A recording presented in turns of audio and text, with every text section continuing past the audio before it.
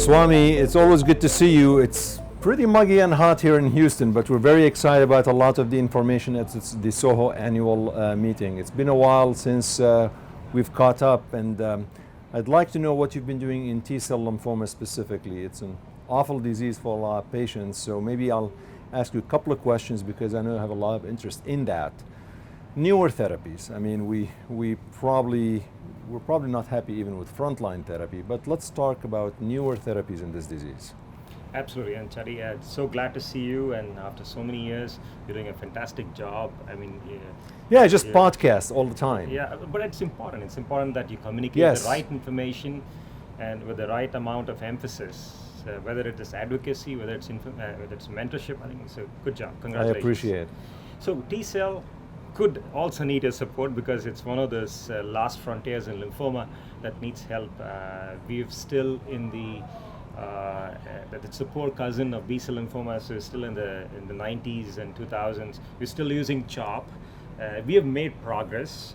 I think for CD30 positive lymphomas, we have carved out a therapy which is the brentuximab vedotin, and ALCLs have gone up, particularly the ALK negatives in terms of the overall survival, and a lot of other CD30 positive lymphomas too. There's a lot of benefit, particularly in the cutaneous varieties.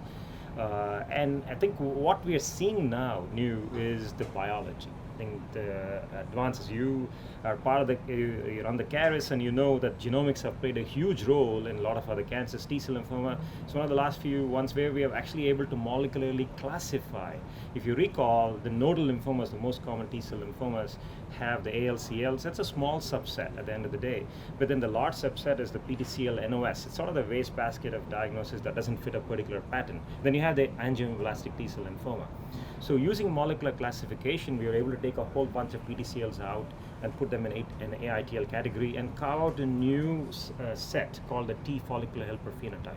And so PTCL follicular helper phenotype lymphoma has now moved along with AITL, and then a small subset called the follicular T-cell lymphoma, and the entire thing is now the T follicular helper phenotype. Why is it important? Because the genomics are different.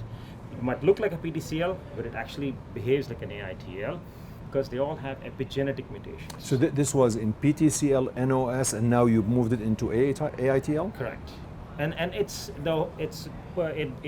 part of a larger group called the T follicular helper phenotype. Both the WHO and the ICC classification have reconciled with this, and for the most part there's an agreement that this should be the case, even though there's some small nuances and differences. But it's important for us because now TFH is the most common subtype of T-cell lymphomas, and we have the nodal varieties. And now, just like you have the BV as a target, where CD30 drew the line, and you have patients who are doing better, I think now we have epigenetically targeted therapies that are making a difference now with the addition of histone deacetylase inhibitors, with the help of demethylation inhibitors. I think we are seeing progress.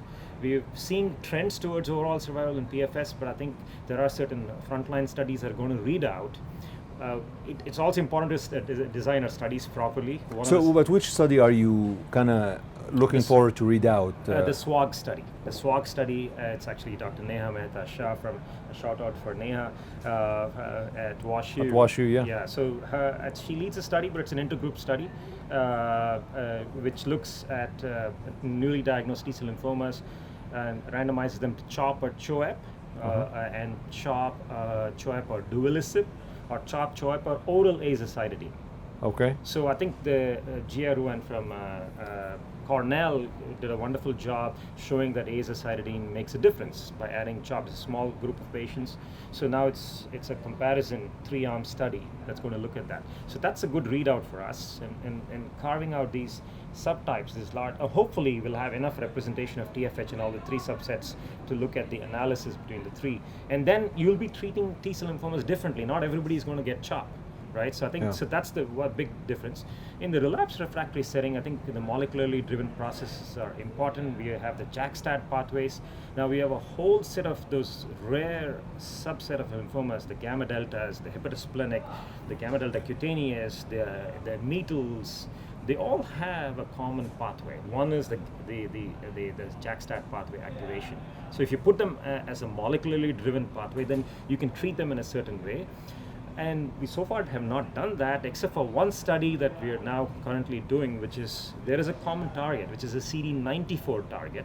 All of them seem to have the cytotoxic T-cell lymphomas, the gamma deltas, and early data, I can't tell you what the data is, but it looks very promising that there's a connection between 94 expression, the JAK-STAT. So can you do a CAR T against CD94? Absolutely.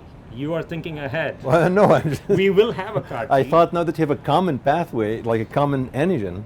Yes, there is likely going to be. I can't tell anything more. No, that's great. Yeah. But there is a monoclonal antibody, though. Yeah. Okay. So it is impossible to talk about any T-cell lymphoma without asking the question of transplant. I actually did a podcast some while back about consolidation transplant. And viewers and listeners, what they want to know, when you get someone in remission, CHOP, CHOEP, whatever you use, do you take these patients for autologous transplant, allogeneic transplant, or nothing? Good question. I think there is a biology question. There's also the comorbidity question there. So far, we have shown chemotherapy works in a large group of patients, not everybody. And we have also shown over the years that intensification helps those patients who have responded to chemotherapy. So I think those principles are still uphold. So if you have a young patient who's responded well, who's chemosensitive, I think it's right to offer them a consolidation autologous transplant. Not an allo transplant. You know, Sony Smith did a study a few years ago showing that in the CA-BMTR registry. The CA-BMTR, yeah. So the responses they're seen between the allos and the autos and T-cell lymphomas, the allos did poorly, mainly because of the TRM. Of course, things have changed now, you could argue, but it's always a risk-benefit of offering them an allo.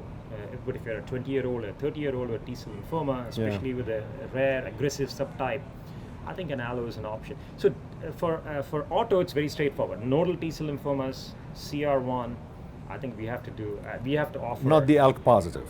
Not the ALK positives. The ALK positive will watch, right? Or ALK positives will watch, and we did the echelon 2 subset analysis. I was going to come to that. Thank you for pointing out. The ALK positives, we don't invariably do it, but even ALK positive has a bimodal. There is a pediatric, and then there's the adult type, and the pediatrics tend to behave a little differently, and there might be a reason to offer them a consolidation. But the ALK negatives, we have sort of stopped short of offering them transplant, but if you look at the echelon 2 subset analysis we did, there is a trend towards overall survival for those patients who got an autologous transplant. So ALK negatives, even though I think the biggest benefit for echelon 2 by adding BB was more for ALK negative than ALK positives, I think the transplant did make a big difference. Yeah. And even there, genomically, so you have the ALKs and the ALK negatives, and then you have the DUSP22s, then you have the TP63s, then you have the triple negatives.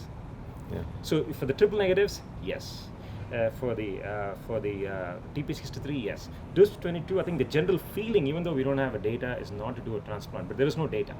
And I think people are doing differently. It's tough to find, it's also tough to get that data, right? I mean, once you get into so many smaller subsets based on the genomic variations, to get a prospective randomized controlled trial, it's not easy. Plus, how do you do it with an allo transplant? Because there's other things.